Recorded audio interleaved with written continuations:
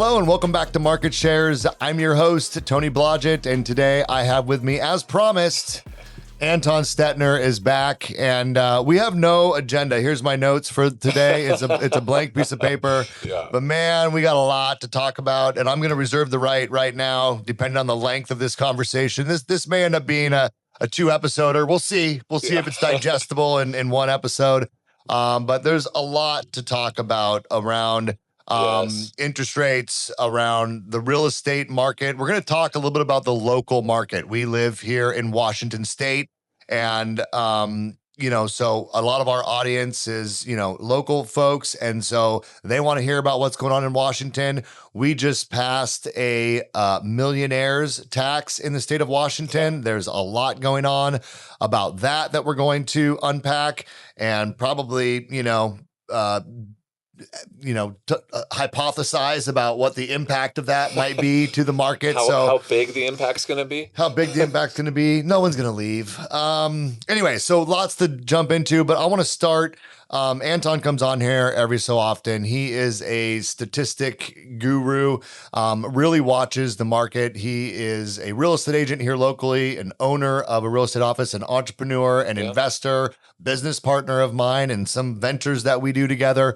So just a wealth of knowledge. And, he not only works with, first-time home buyers and that, but he also works a lot with investors, and he's very tied into the investment side of real estate and development. So this will be a great conversation, and I thank you for your time today, sir. I'm excited, like always. What you don't get, when you listen to us is just the sheer level of side conversations that Tony and I have, texting each other, bouncing ideas. So where do you want to start first, in our epic adventure here? Well, I think we start with a snapshot of what's going on in the local market, the greater Seattle, Puget Sound market, because although it's not going to be representative of what's going on all over the country, I know you probably know these numbers better than the rest. And I think that all markets, follow similar trends, although I don't know. There's some things happening here in Washington that may be impacting the market differently than what's happening in other states. Yeah. So if we look at it from a national level, the National Association of Realtors just kicked out their latest existing home sale report yesterday or the day before. And, the numbers, we were supposed to come in about 4 million. We came in under 4 million. So the run rate on a national level right now is below 4 million. That really puts us at about the same run rate that we were in the 90s. Okay. For existing home sales nationwide. Here in the Seattle Metro, we're selling about the same amount of homes that we did in 2012. So we are in a transaction-based recession. Rates were really cheap. The industry exploded. You guys did 4 bajillion loans. We sold 4 bajillion houses. Fed jacked up rates. And as they jacked up rates, the number of transactions dropped dramatically. And what we've seen and what we were predicting, which is so interesting, we were predicting that 2026 was going to outpace 2025. And it looked like it was going to, especially as rates started to come down, and they hit that magic like 5.99. Yeah, February 28th. Yeah, I remember that. Yeah. So notice how Tony instantly knows what I'm talking about. So they snuck under 6 for just a moment in time. And then, unfortunately, the Iran conflict starts, the Iran war, and that uncertainty, that volatility in the market, and that rise in oil prices caused rates to pop up. Well, what did that do for us for our sales? Well, our sales here in the Seattle Metro then, right now, it depends on where you're looking. And so when we looked at the data the other day, we looked at Pierce, we looked at King, we looked at Snohomish, we looked at Skagit, just kind of, the whole middle of the I-5 corridor. Oh, and also at Thurston. And most of the sales in the counties are between 7 to 14% less sales than last year. The pricing through most of that area is flat to slightly negative. And when I say slightly negative, for instance, as we're recording this, we're in Snohomish County. Snohomish County's median price was showing down 3.2% year to date. Now, that sounds like a big number, but what usually happens as you come out of the winter market it's cooler and it's slightly down. The spring market lifts it. But because the spring market has this geopolitical event, which creates FUD, fear, uncertainty, and doubt, it's not getting that natural kind of push higher. So you're seeing building inventory. You're seeing, basically flat to slightly down pricing. And it depends on the area, depends on the product, depends on the price range. And buyers have more to choose from. So what's happening right now is sellers have to be very specific about the buyer they're going after. They have to be the one that is in the good condition, and they have to be properly positioned inside the market and then priced correctly. If they're not selling. Conversely, on the buyer side, we were joking across my socials and other things that I've done for the last 6 months. I called it deal season during the winter. Deal season is continuing right now, everyone. And it's because of that little bit of FUD. Now, it's not like you're going to get like 20% off, but you could probably get anywhere between 1% to 3% off right now. And you could probably get some closing costs paid and things like that. Ricky on our team, representing a buyer, we're all just kind of sitting around on a lunch break, chatting about, our buyers, our sellers, and masterminding. And we all masterminded about Ricky's deal. Ricky went back on inspection. This normally wouldn't happen. Got a roof, got all the crawl space, so by my personal estimates, 40,000 in repairs on inspection. That only happens at times like this where there's little windows of opportunity. I talked to a developer earlier today, and him and I were talking about some lots that he has. And we were talking about how, because he's been a builder, a developer, also a real estate agent for a real long period of time. For 20, holy cow, probably coming up on 30 years. And he believes, and I believe also, that once this conflict in Iran is done and oil prices settle back down, that the activity in the market will pick back up again. Similar to late 2024, we kind of had that rush at the end of the year. You're having a stagnant or a somewhat delayed spring market. In other words, it's not fully peaking out like it should, but the demand is still there. And that demand will show up probably just later in the year, maybe late second quarter, third or fourth. Yeah. And so that's kind of my quick synopsis on what we're seeing in the market. Well, one of the things that you mentioned, and I saw this because we recently sold a property that you helped us with, this idea of having to price correctly for the market. Like, I remember the days where you could be like, look, let's just shoot for the moon. I mean, worst case, we'll get some lowball offers and we might have to negotiate down. But the reality is, if you're not priced right, like, you're getting no offers. Like, what is the deal with that? I mean, you're not getting clicks on the internet, you're not getting showings, and you're not getting offers. And what's interesting too, so Tony and I are like the old war-torn veterans now. The new youngins, they're not as willing to throw offers out there, to pick up the phone and have those dialogues, and the buyers aren't as comfortable to negotiate. So jokingly, because we always keep track of our list to sales price ratio, especially on the buy side. And on the sell side, it's important, but on the buy side, it's more fun because we get to take more from the listing brokers than the average in the market. And our goal is just to always beat the averages. And over the last few months, we've just, for lack of a better way of putting it, we've just been eviscerating the competition because most people aren't willing to call, to have those negotiations, to have those deeper dialogues, to talk about what the seller needs, what the buyer needs, and build the bridge. Yeah. It's so different of an environment than it was, 10 years ago or 5 years ago, where, people were comfortable with that negotiation process and it was almost expected. And now you were showing me data before we listed that property that, the homes that are not priced right, they just don't get offers and there isn't that opportunity to even have that negotiation oftentimes. So anyway, if you're in the market to sell, I think it's something to keep in mind, and if you're a buyer, like, negotiate, I mean, why try it at least, I think that makes sense. So let's talk about the income tax that was recently passed in Washington State. This has been a huge topic, something that I saw coming for quite a while. And I have the great luxury of being involved with the Washington Mortgage Bankers Association, and we have a phenomenal lobbyist who I've talked about.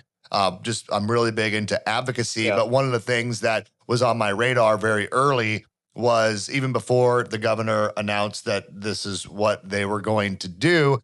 This was kind of whispered about, and I was thinking that it's no way. Like, there's no way that's going to happen. But I was pretty early on. I think I shared this with you. I'm like, dude, it's gonna go. They're gonna get it through. Hold on, let's lay the truth on the table. I said, I don't believe it's going to happen. Tony says it's absolutely happening. And there's good thing we didn't lay wagers because I clearly lost. Yeah.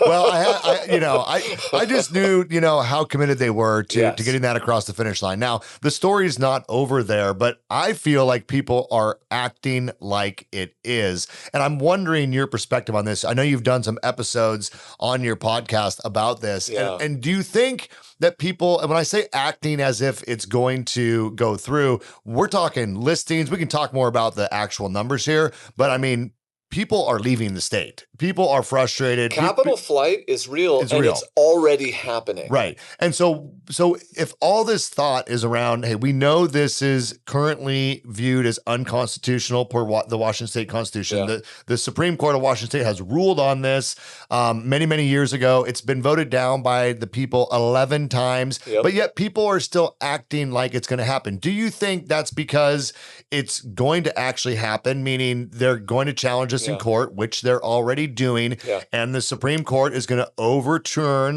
that 93-year-old ruling that says that income in Washington State is considered property and then needs to be taxed like property. And what they're hoping to happen is they change that to more of an excise tax type of a structure, like we saw with the capital gains tax that was passed here in Washington State. So do you think it's that people assume it's just going to get pushed through, or do you think that it's just shows where the leadership of this state is? And if it's not this, it's going to be something else. And people are just like, look, I'm done. So I would say we're seeing a combination of all the above, Tony. And specifically, a large chunk of our database is business owners, real estate investors, and people who have been in the area for long periods of time. Because, I've personally been selling real estate here since 2003, and we've sold thousands of homes. So I've been able to grow up with these people, grow up with, the excavators where they started with one machine and now they got 20, grow up with the contractors and, the people that are in our networks.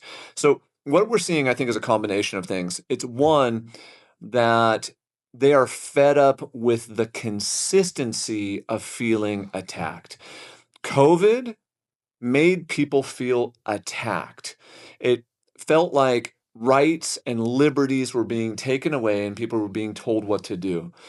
Then it just keeps continuing. And so this is one of those things that even if it does get overturned, I think a lot of people, as this has started to become the straw that breaks the camel's back. Because Bob Ferguson said basically, hey, I'm not going to raise taxes. And he campaigns on this. Then he comes in and he says, I can't agree with this millionaire tax unless these things happen. He never got those things and he just turned around and signed it. Right. And the year before, he passed the largest tax increase in Washington State history. And what we're feeling, because not only do I have people in our database and our network and our subscribers, our listeners that are business owners, but I have a lot of blue collar people, just salt of the earth who have been here forever. And so we've got the gamut, right? We've got the gamut of, hey, I just, getting by and then I'm slaying it. Everyone on that spectrum, though, is feeling pinched. And because they're feeling pinched, and this isn't Washington's problem necessarily, this was definitely more of a federal government problem when we printed so much money, but then Washington State itself has exasperated the issue by B&O tax, by LNI, by tax, sales tax, increase, the sound transit, blah, blah, blah, blah. So it's all these things being stacked on top of each other. And then they go, and here's a millionaire tax. But we're seeing people leave who aren't even millionaires. Right. And the reason for that is they say, wait a second. Washington State has never met a tax they didn't like, never met a tax they didn't increase the rate or who it was given to. All you have to do is go back and look through our history. We've never taken taxes away. So they introduced an income tax while not lowering property taxes, and so what basically everyone believes is the Supreme Court is going to side with the current majority party, just like they did on the the capital gains as an excise tax.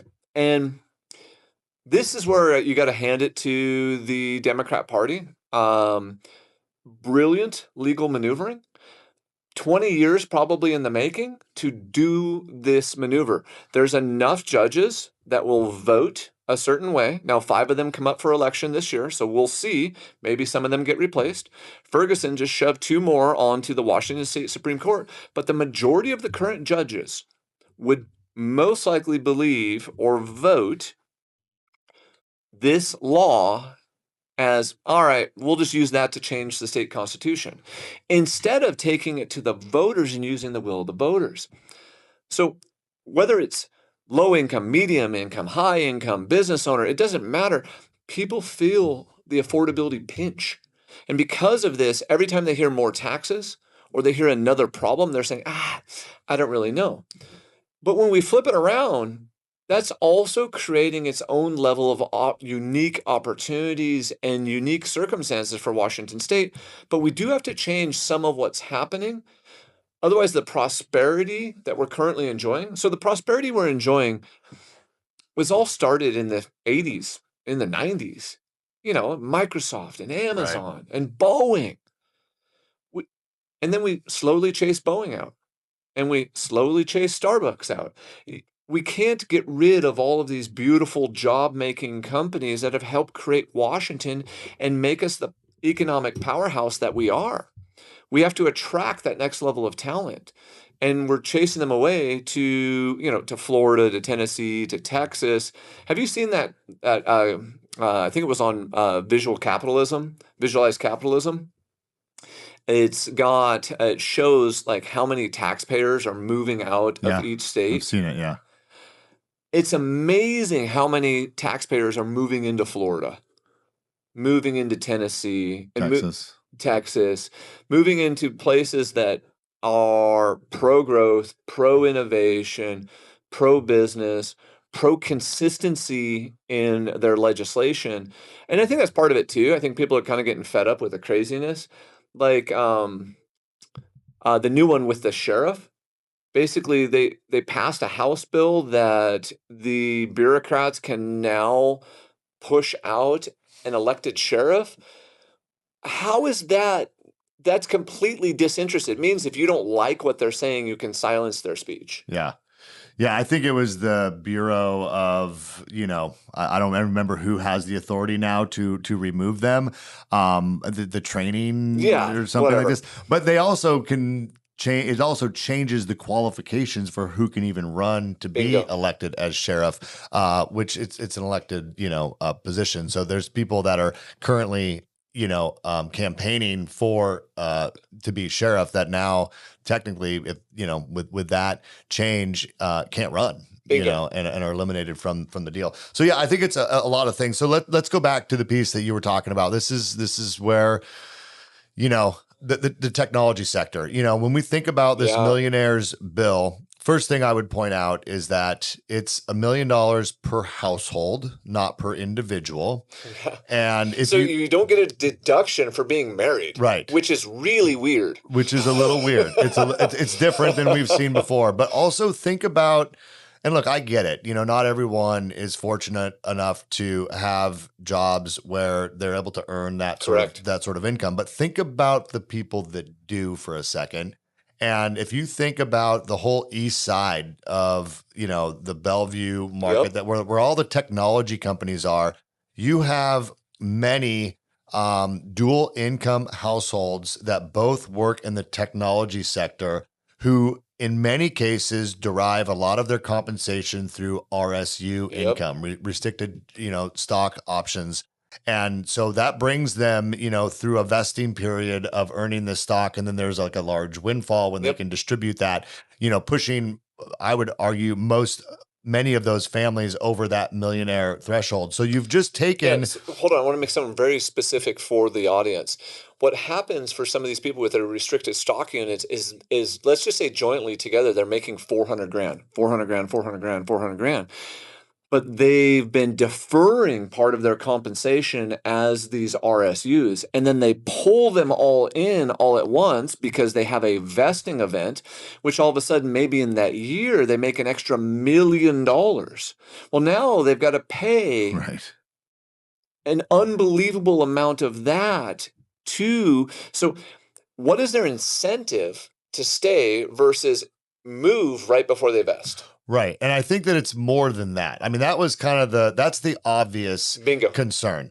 The less obvious is, what's the incentive for a company to open their business here if that's what's going to happen to their employees, where part of the reason they derive those compensation plans is because it protects the business during a growth phase, but it gives a lot of upside to the people that come into, say, a startup AI company. Like maybe there's going to be some of those, and maybe they would think about coming to Washington. Would they come to Washington knowing that we now have this tax policy that's going to take the very strategic compensation plans that they've derived that give kind of deferred gratification for many of their employees who are part of a startup, part of an early investor, taking maybe less income now for the ability to have it pay off later. And that structure is going to actually hurt their ability to attract talent that would be interested in that type of a plan. 100%.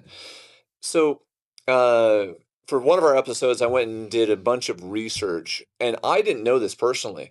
The tech industry represents 22% of the GDP in Washington state. One tech job creates 4 other tech jobs. We are the most dependent state in the union out of all 50 states on tech. And you just passed a tax that is like directly putting them in the sniper scope. Like, I'm attacking you. That's insanity, number one. Number two, so I grew up in Arlington. My dad was a farmer in Eastern Washington. My roots are very like blue collar work. My dad told me my whole life, work hard, don't mess up my good name. That's what you do. Dad, I'm 3. You'll figure it out. But I think an even worse version of this is because they applied it to at the entity level. And so if you've got an LLC and you're running a plumbing company, and your plumbing company has $600,000 worth of inventory. And then one year you had to go buy, because you had big jobs coming the next year, you had to go buy $2 million worth of inventory to deal with the jobs that were coming next year, and you pulled it onto your books. That inventory shows up as income because it's a pass-through entity. So that means you brought the $2 million in, and let's just say they were already making over $1 million. It means they had to pay $200,000 in taxes. What happens if they're part of like maybe the construction industry? It took a dump the next year, and there's no loss carry forward. So they can't now write off. It doesn't show up that they've already paid it. They could literally then lose money the next year and then repeat the problem again. Yeah, I know entrepreneurs. Wild. In those types of trades, plumber, HVAC, things of that nature that are, LLCs, right? They're entrepreneurs, and they will, I've seen this happen. They will borrow money. Oftentimes to go buy, like you said, inventory for a big job that they have coming up. They may not they have to. They may not get paid on that job for 2 years out. It's a big commercial building or something like this. And so they don't realize their profit until the end. And all this beg, borrow, steal they had to do to pull into their business the capital necessary does not get any, credit for that. And then when you show a profit from these years of sacrifice, potentially you get taxed on it in this different way. So yeah, there's a lot of, I would like to say there were unintended consequences, but it's not like these things weren't discussed ahead of time. So I think they were discussed ahead of time and they were ignored. So we have multiple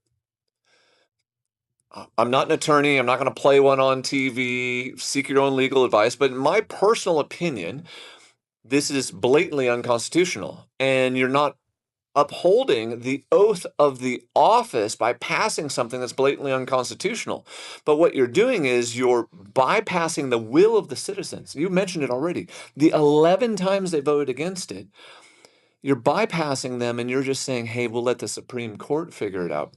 And the way the law is set up is they're going to collect the tax anyway, which means they're not going to give it back, even if it's declared unconstitutional, if they're allowed to collect some of them. That's what it says right in the bill. Once again, not an attorney. This is just how I read it. Well, I mean, worse than that, they've already spent the money. This is how they balance the budget based on this proposal, which, and I'm going to remind the audience, this is currently unconstitutional per the Washington State Constitution. This has been ruled on by the Supreme Court of the United States. I forget the name of the case, but it was like 90 some years ago. Yeah. That Colon versus something. Yeah. That income is considered property. And therefore, if you're going to tax income, it has to be taxed like property, which means there's a limitation of 1% in the state of Washington, and you can't have different classes of income. You have, just like property taxes are all taxed based on assessed value. It has to be based on all income brackets would need to be taxed the same. So when we say unconstitutional, we don't mean like federally unconstitutional. Clearly that can be done. But in Washington State, there's clear precedent that an income tax is unconstitutional. And not only that, it's been put to the voters 11 different times, and it was denied each time. Here, we're going to move on from this topic because I know not everyone cares about it, but I think the people that are here in Washington do. And look, this isn't just about Washington. Like, this is about what can happen in a democratic republic like ours which is great. I mean, look, don't get me wrong. I'm a huge fan. But as property owners, as citizens of a state, we also have the right to vote and to vote with our 2 feet. And what we're seeing, and what I think will potentially directly impact real estate, which is what we're interested in, is the potential for people to decide to move to a different state that provides them, a little more structure that aligns with how they do business or how they want to run their lives. And it's not like we haven't already seen this. The other thing that I think is interesting, when you talk about the wealthiest people in the state of Washington in particular, there's a few things that you left out when you were going through the taxes. First of all, there was a significant change to the way that excise tax is calculated on the sale of a home. Yes. So people that own, more expensive homes, many of which, by the way, have lived in them for 30, 40 years, have experienced significant increases in property taxes. But also now when they go to sell that home, it's almost like an exit tax because they have taxed homes over $3 million are paying 3% excise tax now, where it used to be 1.78%. On everybody. It was equal, and now it's this more graduated plan that really skews towards the more wealthy. But a few other things, hold on. But also, we passed you said they've never, rolled back a tax. They did roll back one tax. It was the inheritance tax. Oh, true, yes. That they pushed up to, was it 30%? 30%, They pushed it all the way to 30%, and then they decided to pull it back to 20%. And do you know the numbers? Matching only Hawaii as the highest, estate tax in the country. And do you know the numbers of why they pulled it back? No. So they pulled it back because the first year it was introduced, by this year, which I believe is 2025, was 3 years later, it was receiving 50% of the revenue due to capital flight. So this is where the Democratic Party is committing a logical fallacy right in front of you. They're saying capital flight isn't real. Well, Jamie Pedersen literally said, we're experiencing capital flight, so we have to lower the estate tax. That's insanity. You can't put the millionaire tax on this side of the brain and the estate tax and say that you won't have capital flight. They're both one and the same. Right. So they already saw the revenue drop. Second, I believe that the millionaire tax is the Trojan horse. So they talk about this idea of just Washington State is a regressive tax system. And the idea of a regressive tax system is that the lower the income, the higher proportion of your income you pay. That's incorrect, though, when you look at raw numbers and data. So I'm just a nerd. I just like numbers. When we look at the raw numbers and data, 65% of the taxes are paid by the top 25% or the top 20% in Washington State. When you move further up the ladder, they start carrying a majority of the taxes because they're the ones paying the property taxes and things like that. You mentioned the REIT, the real estate excise tax. They had a new bill this year to change it. Thank goodness it got voted down. But one of the things you can already see in the real estate excise tax changes is that massively slowed down commercial real estate. So most people think about residential, and we kind of look at that. That's because where we live. But commercial real estate sales since the introduction of that REIT tax are down, depending on where you're looking, 65 to 85%. Now, part of that, of course, is interest rates. Let's be intellectually honest. But part of that is also, it doesn't make sense to sell it and pay 3%. Right. Well, so, I think that, we had the REIT, we had the excise tax go up, and I'm thinking specifically of the high income, the people that would be subject to what we would consider capital flight. Like, what's been the onslaught to those people, which I get it. Some people say, who cares? Fair enough. But I think it's worth analyzing, right? So we got excise tax went up significantly. We have the inheritance tax, which is now currently sitting at 20%. So if you pass away in the state of Washington and you've accumulated a net worth, I think it's north of $3 million, then, you're subject to 20% excise tax to the state. So multimillionaires do not want to die in the state of Washington.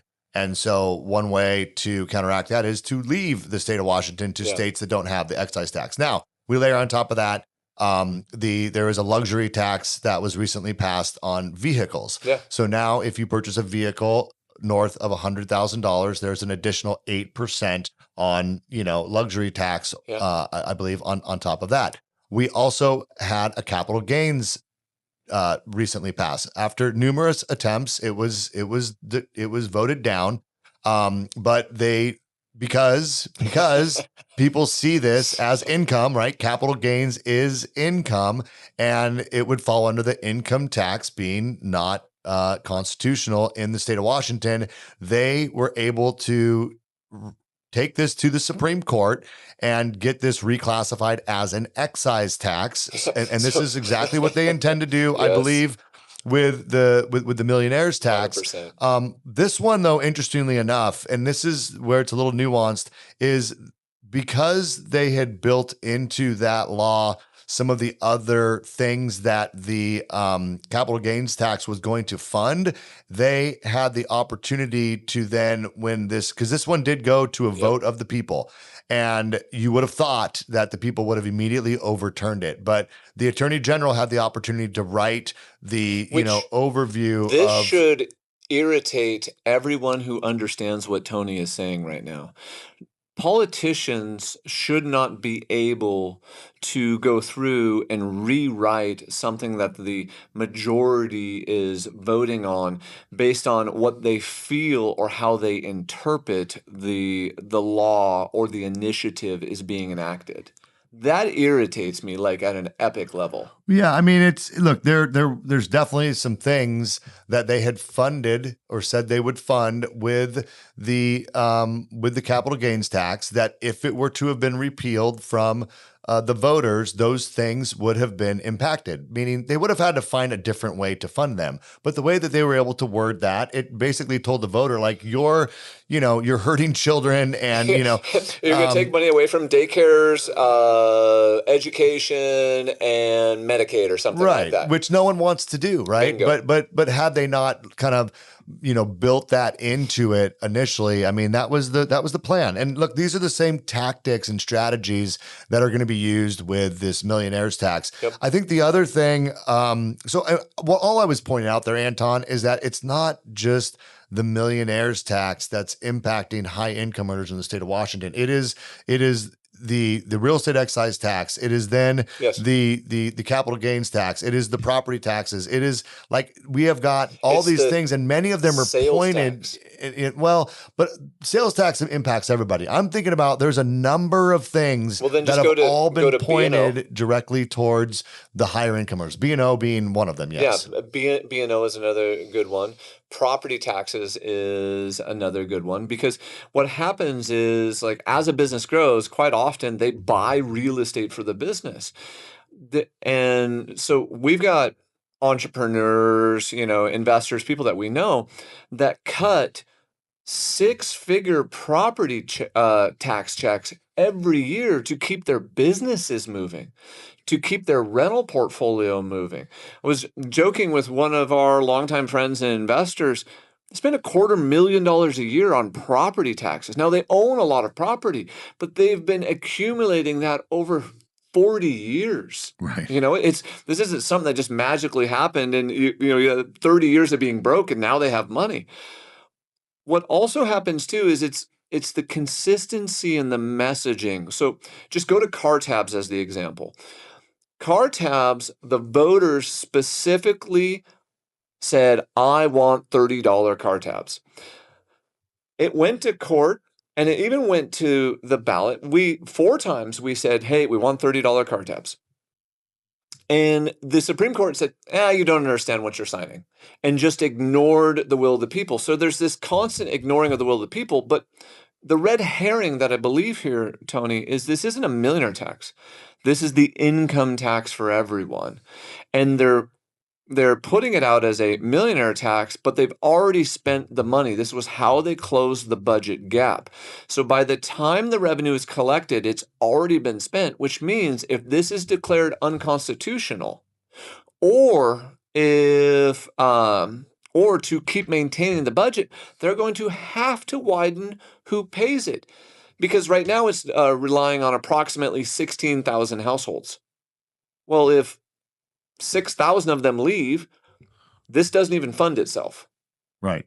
I thought it was closer to 30,000, but maybe it's... It depends on how they look at the data, because the data is literally between 10 to 30. And so the multiple people cite 16. So I just chose the 16. But regardless of how it works, it's dependent on such a small percentage of the population in Washington state. And those are high income earners and they're small businesses. And if we chase them out, who's creating that next set of jobs and opportunities for the next generation? Yeah. Well, and the B&O tax savings that they look, I own a couple small businesses, and I can tell you that the B&O tax change was literally like throwing a couple pennies across. That's exactly what it was. It sounds good because you could say, like, I think I don't remember. I should know the exact numbers, but basically, a certain percentage of the income is exempt from B&O, the first 125,000 or whatever that number is. And then they, per year. Yeah. And then they raised that number up a little bit. It was not significant, and it means nothing to most medium-sized businesses. And I would argue that the small, yes, the businesses that this did bring value to is such a small, it might be a lot of number of businesses, but this is a small dollar amount on very small, like hobby type businesses. No real businesses are significantly benefiting from the change that they made to the B&O tax that Governor Ferguson said he would need to see in order to bless this millionaires tax.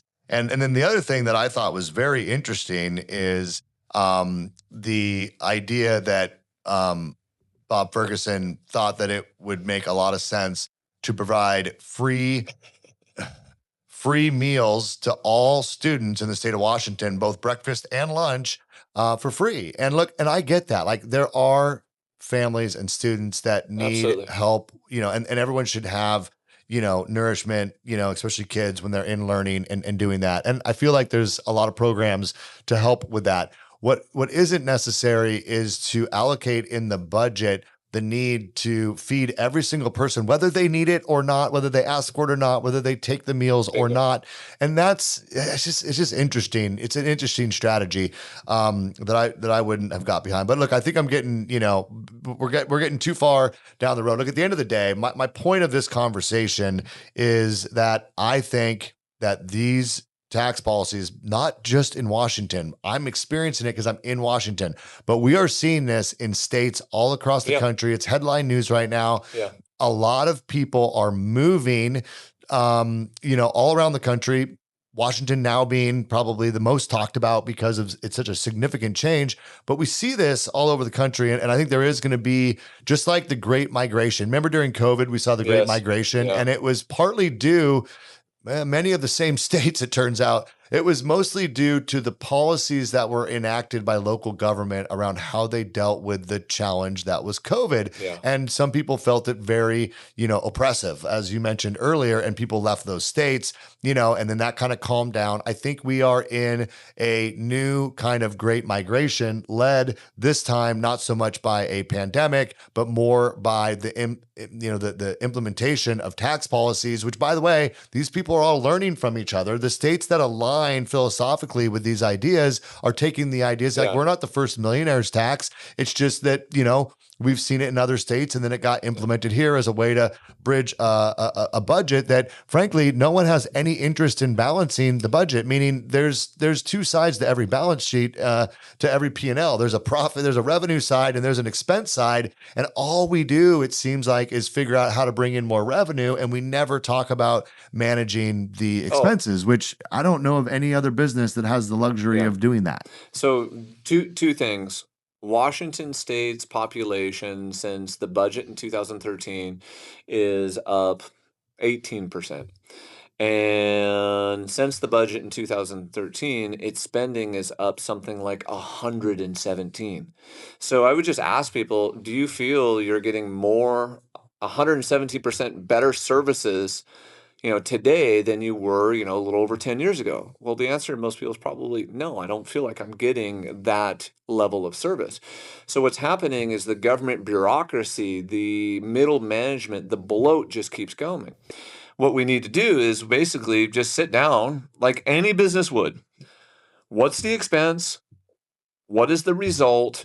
And then where can I just trim some of this back? We need to trim some of this back. It's like mowing the lawn. You just got to mow the lawn on a regular basis. You got to trim the hedges so it looks good. Right. You need to do the same thing with the budget. They could just trim the hedges a little bit because they have to push back instead of just constantly increase spending and increase taxes. So you made a point where you said people are moving, because of taxes. I want the audience to think about this maybe slightly different. People are moving because of affordability. And the policies in Washington State are creating an affordability pinch. So look at the number of restaurants that have closed in downtown Seattle. And if you want to be a restaurateur in downtown Seattle, my wife's family comes from restaurants. I know restaurants. I worked in them as a kid, and they're phenomenal business, but they're really hard. They don't have a huge margin. Because the minimum wage got so high and then Seattle tacked their stuff on top of it, plus their additional taxes, you've seen all these restaurants go out of business in downtown Seattle. And when you go to just a regular restaurant outside of Seattle, your bill now, every time you get the bill, everyone at every income level looks and goes, is that really worth it? And you go, holy cow, that was expensive. And it doesn't matter if we're talking McDonald's or like a fine dining experience. You look down and you go, this is expensive. So I think what Washington State, it's not just taxes, it's an affordability crisis. And we're also having a little bit of an identity crisis here where we're losing what made us Washington. What made us Washington is Boeing right over the hill over here. And we were loggers, okay? And now we're tech people. We can't chase away our history and chase away what's the current parts of the economy and expect things to be the same. A big demographic that we're losing. So I go and go to county council meetings, city council meetings, and I'm on a political action committee that works on issues mostly in Snohomish County, spills over into King and Skagit a little bit. But all the issues that they're working on is housing, small business, middle class, police, fire, education. And they don't care if it's Republican, Democrat, pink fluffy unicorn party, but do you support these things that build strong communities? Because what's happening is the main demographic that Washington State is losing is the really young millennial and Gen Z. And what's happening is that demographic is moving to a Tennessee, a Texas, where they can afford to buy their first home, start a family, and have kids. And they can't necessarily afford to do that here unless they're making a tech salary. So we're chasing that out. And when I say chatting with these cities, it's about having more conversations about the ADUs and the DADUs. Okay. Everyone just had a meeting with the city of Everett in regards to just a few things that got tacked on that don't sound like much. But then these little fees start to really drive up the cost of that particular style of housing. And that particular style of housing is a first-time homebuyer. Right. That's something where you're starting to get a little bit of a yard that's not a condo. It's something where you could have a couple kids, or a kid. But not everyone wants to live in an apartment. We can't just build apartments and we can't just build townhomes. We need mixes of unit styles in order to keep strong, stable communities. And that's one of the big things that Master Builders Association, myself, and a whole bunch of people are pushing back on. We have to be able to make it affordable for people here in our area. Yeah. It's a pinch. Yeah, no, I feel it. Well, I think that, it all plays into it, but whatever it is, and it feels good. I'll be honest with you. I know not everyone watching this, lives in Washington, but it feels good to get off my chest a little bit and talk about this. I'm going to be honest with you because you see it, it can be frustrating and it is real, the impact that it's going to have on real estate. It'll it's be interesting already to see. having. Yeah. Let's talk about that really quick. And then let's move on to a few of the things I want to talk about.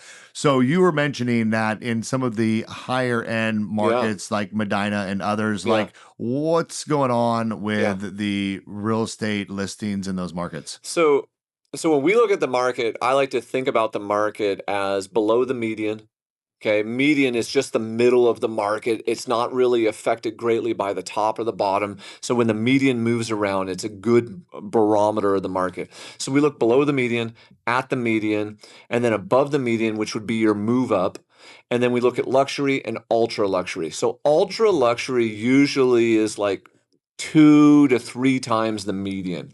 So I was like, you know what? I saw a stat and it said 65% increase in luxury listings. And my brain was like, oh, like that's not true. So I sit down, I started digging through the data, and I just went over this on my review of the whole Seattle Metro. And you're totally correct. Parts of Medina, parts of Bellevue, between a 30 to a 70% increase in that ultra luxury market in listings. An unbelievable amount of listings. And we're talking way over like average prices, 3.5 to 5.5. And then all of a sudden there's 40% more. That doesn't happen in an ultra luxury market. Period. End of discussion. The data doesn't move that much unless there's a massive outside influence like the millionaire tax. And so once again, my brain was like, nah, that's wrong. And then I go look and I was like, oh, wow, that is legit. Secondly, because, we sell a lot of real estate and we're having a lot of conversations with people. And people know that we help business owners, we help estates, we solve a lot of problems. So I had a conversation with a business owner. This gentleman employs 150 people. He's got 84 pieces of real estate, 0 debt. And he basically said, like, I am considering closing everything down, selling everything, and just moving out. I don't want to spend that much in taxes. My goal is to give it away and give it to the next generation. And he goes, and one of my goals is not to give it to the government. Right. So if I have to do that differently in a different state, I'm just going to pack up. And I was like, oh my goodness, we're going to lose 150 jobs. And I can go through many examples, but one, massive increase in luxury listings. Two, my own personal phone is ringing with business owners and entrepreneurs who are saying, I'm probably leaving. I even said to my wife, babe, I love you. I know we're both from here. We're not dying here. You're right. I was like, period, end of discussion. I said, can we die somewhere warm? She goes, yes. I said, great. Let's start putting that on our radar and start moving that. That conversation never, ever, ever has entered mine and Sarah's conversations, ever. Yeah. Even during, COVID and other things. We never talked about it. We're like, oh, we're from here. It'll be fine. It'll just get better. But there becomes a point where people go, I don't know. But I'm still going to fight with everyone and do everything I can to change it until then. Well, yeah, I think that's what, you need to do. I mean, I think that part of the reason to have this conversation is to bring awareness. I mean, Yes. so many people are not involved.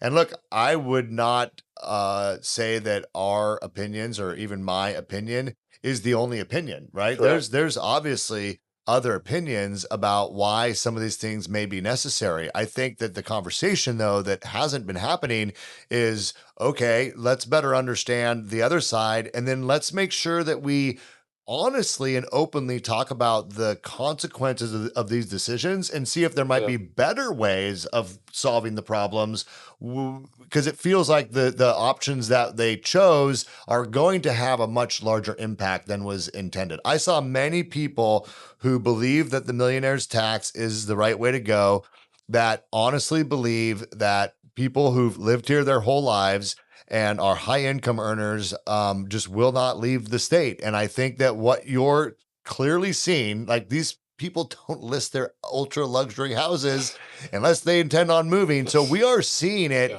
and we saw it immediately. I mean, the number of listings that happened literally on March 12th of luxury homes, which is the day after it passed, which was my birthday. Happy birthday. The number of listings that jumped up immediately was staggering. I think gave everyone pause. So it'll be interesting to see how all that plays out. But these are things to keep in mind in your market. When you're looking around at where you work, where if you do real estate, mortgage or whatnot, like, is there these sorts of things afoot that are going to have an impact? Or are you in a market that might be the beneficiary of some of these changes? I mean, look, if we know a lot of entrepreneurs are moving out of the state of Washington, I might be gearing some of my social media, some of my talking points around the type of people that are looking to move, which are a lot of entrepreneurs, because of the way the millionaire's tax will impact pass-through entities like LLCs and sole proprietorships and things of that nature. These are people that need non-QM loans. These are people that are investors, and they're going to be looking to potentially take that business to other states. And if you're in one of those other states, I'd be making some messaging around that. I've been looking out of state as well, and when I'm looking at certain markets, I see a number of top-rated YouTube channels that are people that are like, we are catering to people moving from this state to this state. And it's very specific. It would be a great strategy, and again, not just pointed at Washington, because like at the end of the day, Washington, it's, it'll find its footing. It'll be fine. This is kind of a phase that we're going to go through.